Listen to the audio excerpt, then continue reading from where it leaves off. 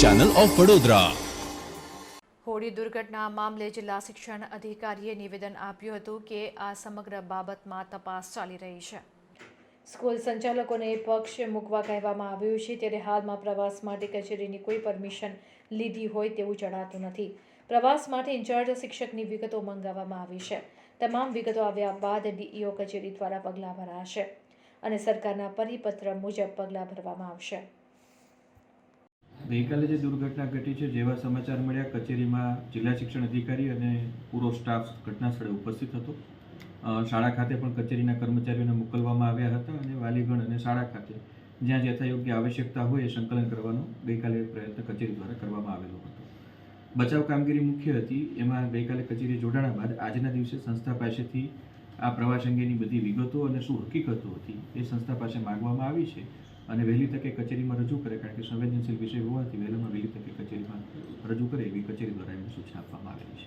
Sir, કોઈ ધ્યાનમાં આવશે પ્રાથમિક તપાસમાં કોઈ મંજૂરી મેળવી છે પિકનિક માટેની કે નથી મેળવી? પ્રાથમિક દ્રષ્ટિએ જોતા કચેરીમાંથી તેમાં દ્વારા કોઈ મંજૂરી કે એવી કોઈ કાર્યવાહી થઈ હોય તેવું દેખાતું નથી। તેમ છતાં પણ તેમણે એવું કંઈ રજૂ કર્યું હોય કે ક્યાંય કોઈ એમના તરફથી પક્ષ મૂકવો હોય તો એમને અમે અવસર આપેલો છે। શું કાર્યવાહી થશે આ આખા મામલામાં? જો મંજૂરી નથી મેળવી અથવા તો નેગ્લિજન્સી આવી રહી છે સ્કૂલની સામે, તો શું કાર્યવાહી થશે? સંસ્થા પાસેથી અમે પ્રવાસ માટે જેને જવાબદારી સોંપેલી હોય એ વ્યક્તિની વિગતો પણ માગેલી છે કે પ્રવાસ માટે ઇન્ચાર્જ કોણ હતું અને એ આયોજનની સંપૂર્ણ વિગતો મેળવી અને એ વિગતોને આધારે જવાબદાર સામે જે આવશ્યક હશે એ પગલાં લેવા માટે સંસ્થાને સૂચના આપવામાં આવશે। શું કાર્યવાહી થશે? અમારો એક જ સીધો સવાલ છે કે આમાં સ્કૂલની સીધી રીતે નેગ્લિજન્સી છે કે એક તો બોટમાં વધારે વિદ્યાર્થીઓને બેસાડવા, બીજી બાજુ શાળાએ પિકનિકની મંજૂરી, એ જાણવું જરૂરી છે કે સંચાલક ગણ દ્વારા આ વસ્તુ બની છે અથવા તો સંચાલકે જે વ્યક્તિને જવાબદારી સોંપી હતી પ્રવાસ અંગેની તે વ્યક્તિ દ્વારા આ ઘટના બની છે। આ બાબતનો વિગતવાર વાલીઓની જે રજૂઆત છે એનો અભ્યાસ કરી અને યથાયોગ્ય નિયમ અનુસાર સખત કાર્યવાહી કરવામાં આવશે। સાહેબ, સરકારનો પરિપત્ર શું બોલે છે આ બાબતે? સરકારનો પરિપત્ર એમ કહે છે કે તેઓએ આવા પ્રવાસનું આયોજન જ્યારે કરવામાં આવે ત્યારે પૂરતી સુરક્ષાની તકેદારી પણ રાખવી જોઈએ અને એને આવશ્યક વિગતો વાલીઓને પ્રાપ્ત કરાવવી જોઈએ અને સાથે સાથે કચેરીમાંથી મંજૂરી પણ મેળવવી જોઈએ। આ બધી વિગતો પણ ધ્યાને લેવામાં આવશે। જે કંઈ નેગ્લિજન્સી કહો છો એમાં આપ સૌ જાણો છો કે પોલીસ ફરિયાદ ઓલરેડી નોંધાઈ ચૂકી છે। મુખ્ય જવાબદાર જે એજન્સી હતી કે જેને બાળકોની સુરક્ષાનું ધ્યાન રાખવાનું હોય, સર્વિસ પ્રોવાઈડર હતા, તેમના સામે કાર્યવાહી હાલ થયેલી જ છે।